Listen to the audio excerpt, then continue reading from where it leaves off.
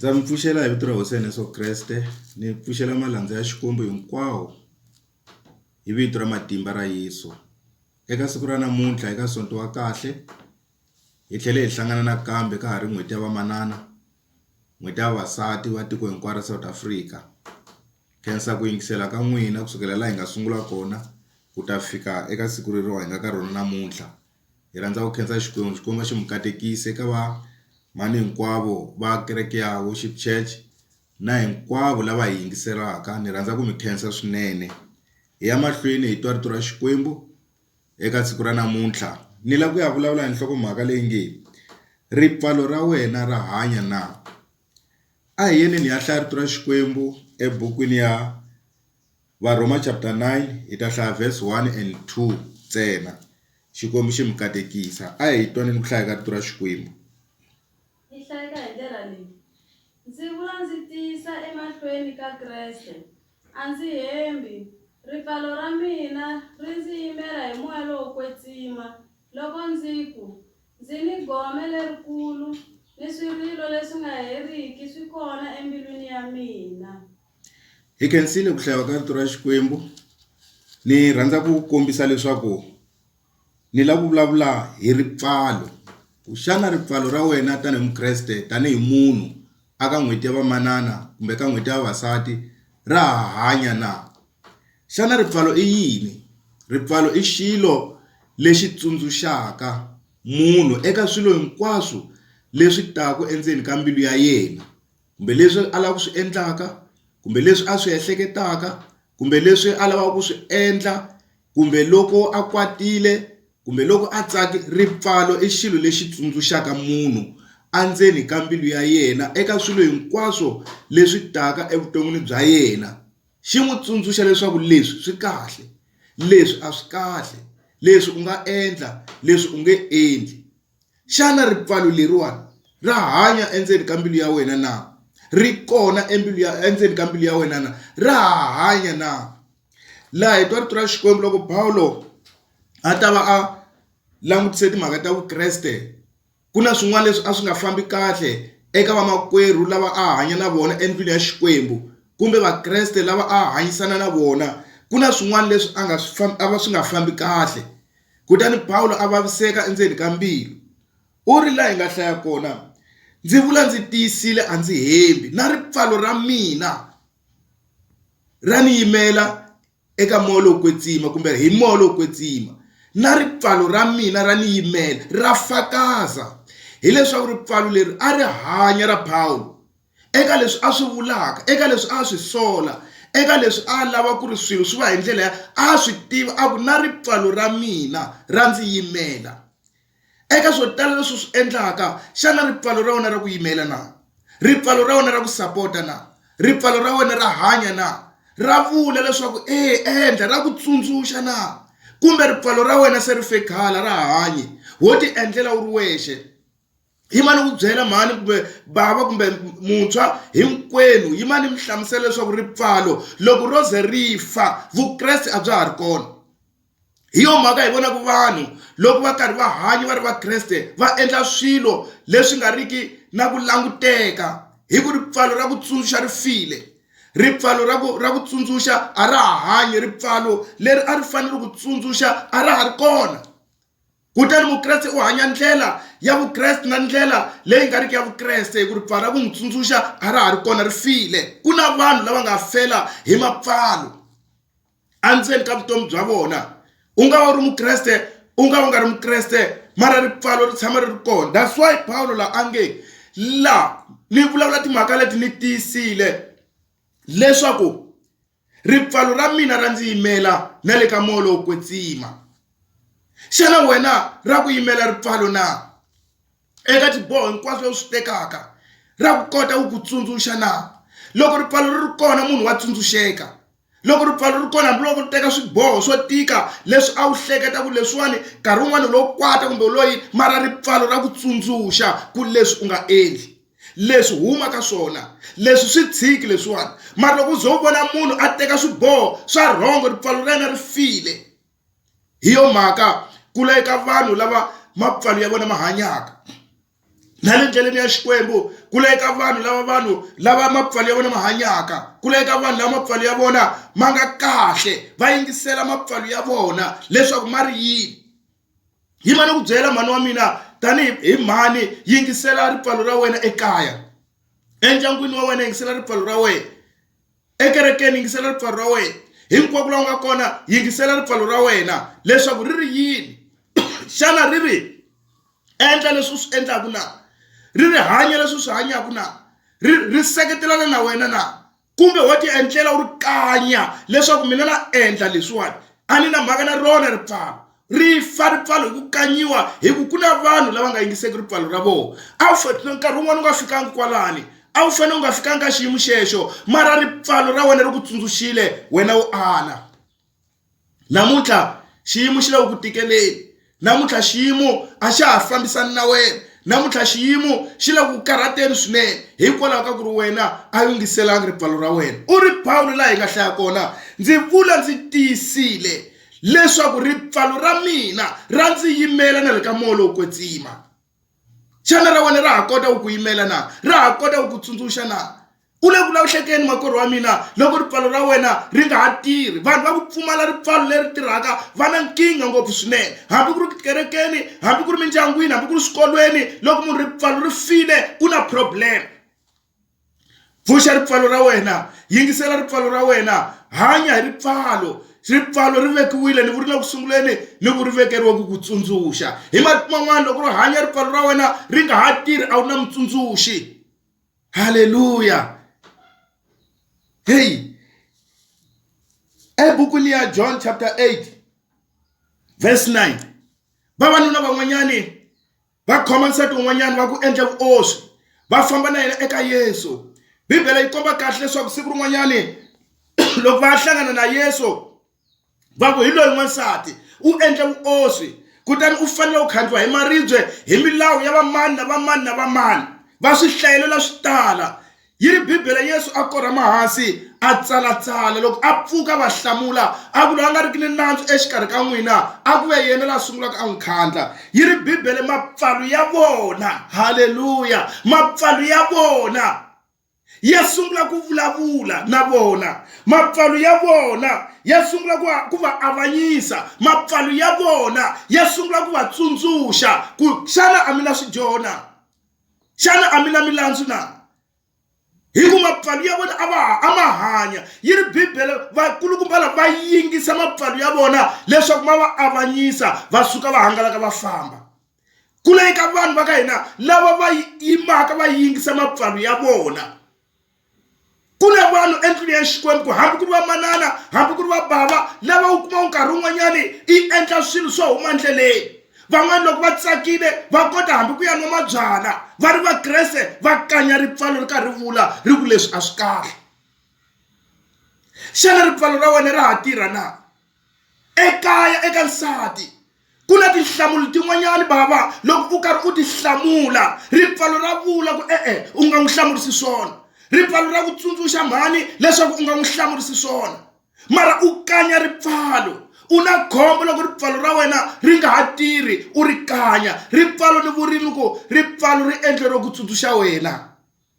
Yi ri Bibele va yingisela ripfalo ra vona va suka va hangalaka. Wena wa ri yingisela ripfalo na? Etikweni leri u hanyaka ka rona, ekerekeni a wu munhu wa kahle, exikolweni a wu munhu wa kahle, kwala mindyangwini a wu munhu wa kahle, mara ku nga ri ku a wu munhu wa kahle hi mhaka ku a wu yingiseli ripfalo ra wena loko ri ku tsundzuxa. U endla swilo ku ya miehleketo ya wena, u endla swilo ku ya leswi wena u ti byela ku swona, a wu na mhaka na ripfalo ra wena ku ri yini. Ripfalo ri vekeriwa ku ku tsundzuxa. Yingisela ripfalo. Yi ri vakulukumba lawani mapfalo ya vona ma va avanyisa, kutani va yingisela mapfalo ya vona va suka va hangalaka hinkwavo. Wena wa ri yingisela ripfalo ra wena na, kumbe wo ti endlela xin'wana na xin'wana? Leswi u nga swi endla tolo a ri ku byelangi ripfalo ra wena na? Leswi u nga swi endla tolweni a ri ku byelangi ripfalo ra wena na? Leswi u nga rhuketela swimanimani a ri nga vuli ripfalo ra wena ri ku u nga n'wi rhuketeli na? Leswi u nga endla swo karhi sweswo biha a ri nga ku tsundzuxi ripfalo ra wena na? Tanihi vanhu va South Africa, tanihi vakreste a hi yingiseleni mapfalo ya hina leswaku ya ri yini. Van'wani namuntlha va nghene majele hi ku ka va nga yingiseli mapfalo ya vona. Van'wani vavasati va helela hi vukati hi ku ka va nga yingiseli mapfalo ya vona. Van'wani vavanuna va helela hi mintirho hi ku ka va nga yingiseli mapfalo ya vona. Van'wani vanhu va holovela van'wani hi ku ka va nga yingiseli mapfalo ya vona. Yingisela ripfalo ra wena leswaku ri ri yini. Ripfalo ri vekiwile endzeni ka mbilu ya wena leswaku ri ku tsundzuxa. Xana wa ri yingisela na? Ra hanya ripfalo ra wena na? Ra fa ripfalo? Kun'wana Paulo u ri ripfalo ri ta va mbhoni emahlweni ka Xikwembu. Hi rona ri nga ta teka timhaka hinkwato ri ku a ni n'wi tsundzuxa loyi a nga ni twangi, a ni n'wi tsundzuxa loyiwani a nga ni yingiseli, a ni n'wi tsundzuxa loyiwani a ri na mhaka na mina, a endla hi ku ya hi leswi yena a rhandzaka swona. Haleluya. Hi le ku fambisaneni kahle vazalwana. Ripfalo ra ku tsundzuxa hi masiku hinkwawo. Yi ri Bibele vavanuna lavaya a va ku n'wansati loyi a khandliwe ripfalo ri sungula ku vulavula. Ra vulavula ripfalo endzeni ka vutomi bya wena. Ra vulavula ripfalo hambiloko mhani ku namuntlha a ni la ku n'wi swekela, ni la ku n'wi komba leswaku hi mina mani namuntlha i ta ni tiva kahle. Ripfalo ra ku byela leswaku u endla xihoxo. Loko hambi wena Pawulo loko fika kaya u ku namuntlha i ta ni tiva kahle mhani loyi. Ripfalo wa hemba ra ku byela wo kanya mbilu. Ripfalo ri le ku vulavuleni ku leswi u swi endlaka a hi swona. Hambiloko u hahlula kereke ripfalo ra ku byela leswaku a hi swona. Hambiloko u nga hanyi kahle exikolweni, hambi ku ri mutini, hambi ku ri mintirhweni, hinkwako laha hi nga kona ripfalo ra ku byela. Xana ripfalo ra wena ra hanya makwerhu wa mina na? Haleluya.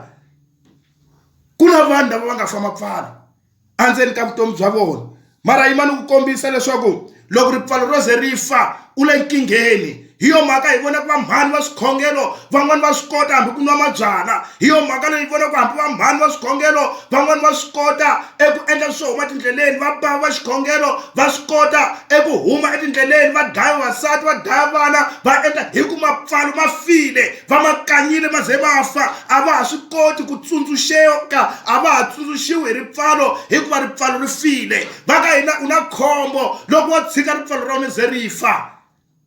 Kule ka vanhu lava nga ta yima a ku ra mina ripfalo ni lava ku ri yingisela.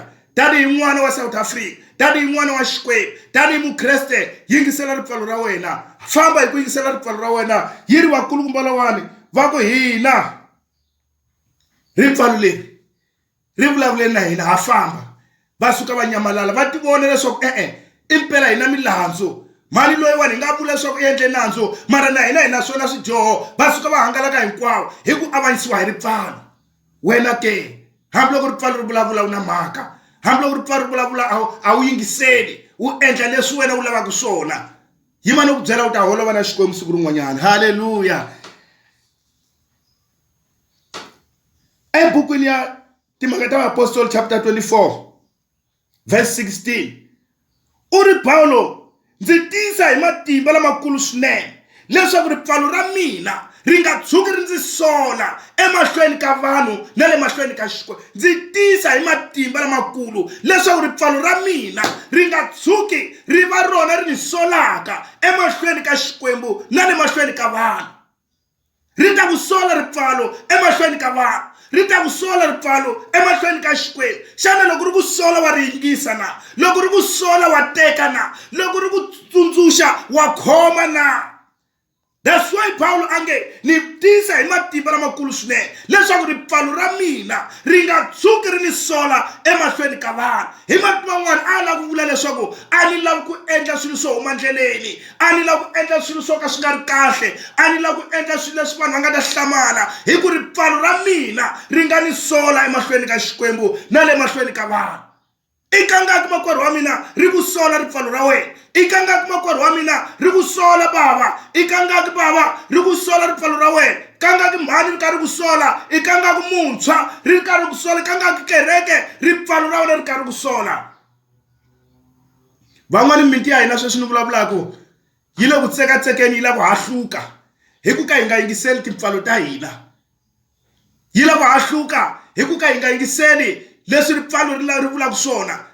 Loko hi karhi hi famba hi endla swi endlaka ripfalo ri karhi kombisa leswaku leswi a swi kahle mara munhu a nga na mhaka na swona i ya mahlweni. Namuntlha ndyangu wu le ku tsekatsekeni hikuva vanhu va nga yingisi mapfalo ya vona. Xana ra wena wa ri yingisa na? U ri Pawulo laha hi nga hlaya kona, ni tisa hi matimba lamakulu swinene eka buku ya timhaka ta Apostoli 24:16. Ni tisa hi matimba lamakulu swinene leswaku ripfalo ra mina ri nga tshuki ri ni sola emahlweni ka Xikwembu na le mahlweni ka vanhu. Ra wena ri ku sole kangaki u ze u fika ka xiyimo lexi nga ka xona namuntlha hi ku ka u nga ri yingiseli? Loko a wu lo ri yingisela makwerhu wa mina i nge u nga fikangi kwalaho. Verse ya ku hetelela eka timhaka ta Apostoli 23:1, Pawulo u ri ndzi hanyile hi ripfalo lerinene ku fika namuntlha. Va pfumaleka vanhu lava va fanaka na Pawulo. U ri ndzi hanyile hi ripfalo lerinene ku fika namuntlha sweswi. Xana wa hanya hi ripfalo lerinene na? Wa yingisela ripfalo ra wena na ku fika namuntlha na? U le ku ri yingiseleni na? Kule eka vanhu lava yingiselaka ripfalo ra vona loko ri vulavula, ni vurini ku ripfalo i mutsundzuxi wa wena. U nga va u ponisiwile, u nga va u nga ponisiwanga, mara ripfalo i mutsundzuxi eka swilo hinkwaswo leswi nghenaka ndzeni ka mbilu ya wena, kumbe u tsakile, kumbe swa ku kwatisa, kumbe swi endla njhani. Ripfalo ra swi hlela, ri swi langutisa, kutani ri ku tsundzuxa ku leswi u nga endli.